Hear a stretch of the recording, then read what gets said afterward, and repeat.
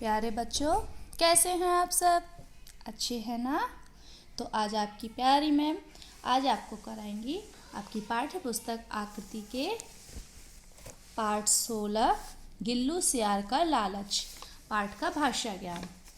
तो चलिए शुरू करते हैं हमारा भाषा ज्ञान। देखिए प्रश्न संख्या 6, संज्ञा शब्दों को उनकी सही तालिका में लिखो। यहाँ पर कुछ शब्द दिए हैं और हमें 3 तालिका दी गई हैं। एक व्यक्तिवाचक संज्ञा, जातिवाचक संज्ञा और भाववाचक संज्ञा। अब इन शब्दों में से हमें व्यक्तिवाचक संज्ञा को अलग करना है छांटकर, फिर जातिवाचक संज्ञा को, फिर उसके बाद भाववाचक संज्ञा को। तो चलिए पहले हम करेंगे व्यक्तिवाचक संज्ञा। तो देखिए मल्लू, मल्लू किसी व्यक्ति का नाम है तो यहाँ पर हो जाएगा मल्लू, ठीक है। फिर मल्लू के बाद गल्लू, गल्लू भी नाम है, व्यक्ति का नाम है, तो देखिए यहाँ पर हो गया गल्लू। फिर इधर देखिए अजय, अजय भी व्यक्ति का नाम है तो यहाँ पर अजय, ठीक है। तो ये तो हमारे हो गए व्यक्तिवाचक संज्ञा। अब इसमें हम छांटेंगे जातिवाचक संज्ञा। तो जातिवाचक में देखिए जानवर, यानी कि जो जानवर होते हैं उनकी जाति बता रहा है कि हाँ वो जानवर है। फिर नदी, अब नदी जब होगी तो नदी का अगर संज्ञा होगी तो वो किसी नदी का नाम होगा, लेकिन यहाँ पर सिर्फ नदी दी गई है यानी कि ये नदी जातिवाचक है, ठीक है। अब उसके बाद राजा, राजा का भी कोई नाम नहीं है, सिर्फ बताया गया है कि हाँ वो राजा है, तो राजा भी हमारा जातिवाचक हो जाएगा। अब बचा हमारा भाववाचक संज्ञा। तो अब इसमें हमारे जो शब्द बचे हैं वो सारे हमारे भाववाचक हो जाएंगे। देखिए खुशबू, खुशबू हम सिर्फ महसूस कर सकते हैं, उसका भाव महसूस कर सकते हैं। फिर स्वतंत्रता और फिर बचा हमारा जादू।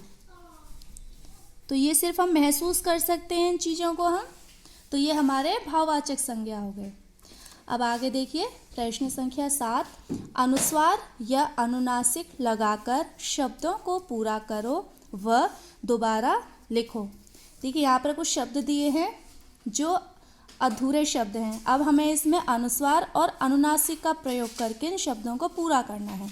अनुस्वार का पता है आपको, जो ऐसे अंक की बिंदी होती है, जो ये बिंदु होता है ये हमारा अनुस्वार होता है, और अनुनासिक होता है जो चंद्र बिंदु होती है, ठीक है।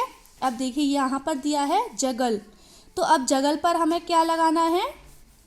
अनुस्वार। इस पर जगल पर हम अनुस्वार लगाएंगे तो ये हमारा जंगल शब्द बन जाएगा। तो ये बन गया जंगल। अब आगे देखिए यहाँ पर दिया है पाव।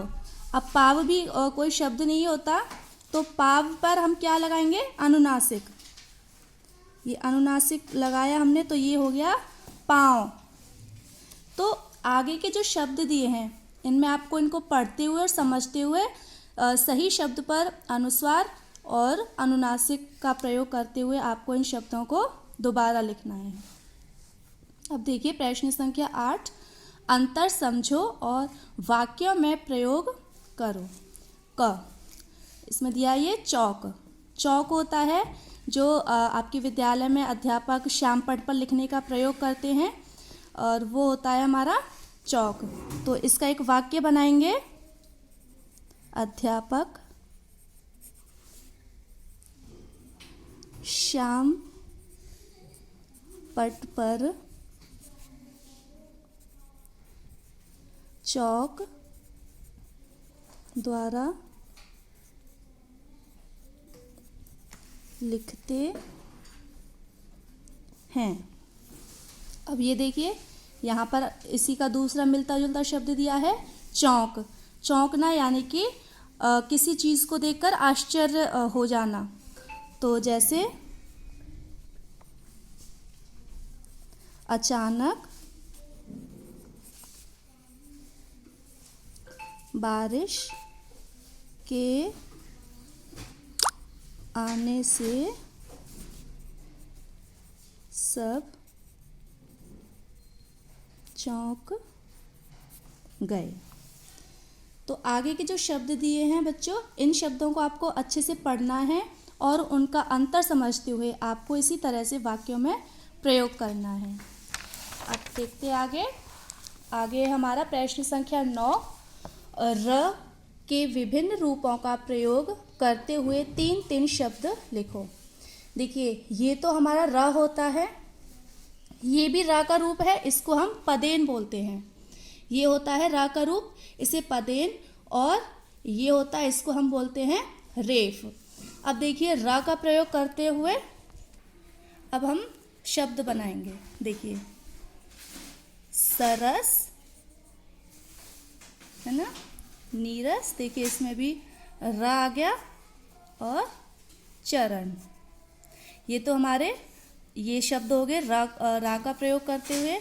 अब ये वाले पदेन का प्रयोग करते हुए हमें शब्द बनाने हैं, जैसे भ्रम, क्रोध और भ्राता। ये शब्द के नीचे लगता है, पदेन हमेशा शब्द के नीचे लगेगा, बिल्कुल ऐसे सीधा। ठीक है। अब रेफ का प्रयोग करते हुए हम शब्द लिखेंगे हर्ष, कर्ज और कर्ण, और रेफ शब्द के ऊपर लगता है। ठीक है। अब देखिए प्रश्न संख्या 10, वचन बदलकर लिखो। अब ये हम यहाँ पर कुछ शब्द दिए हैं जो एक वचन हैं। अब इन एक वचन शब्दों का हमें बहुवचन बनाना है।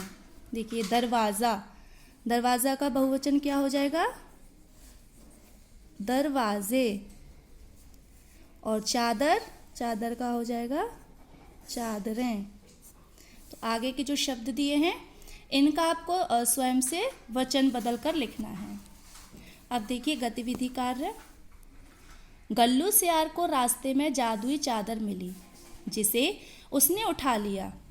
यदि रास्ते में आपको ये चीज़ें पड़ी मिलें तो आप क्या करोगे?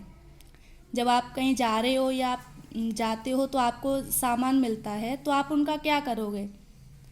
देखिए यहाँ पर कुछ लिखा है, जैसे पर्स, चॉकलेट, सोने की चेन, किताब। अगर आपको रास्ते में ये चीज़ें पड़ी हुई मिलती हैं तो आप इनका क्या करोगे? ये आपको इन पंक्तियों में स्वयं से लिखना है। अब देखिए, चित्रों को देखकर कहानी बनाओ और कक्षा में सुनाओ।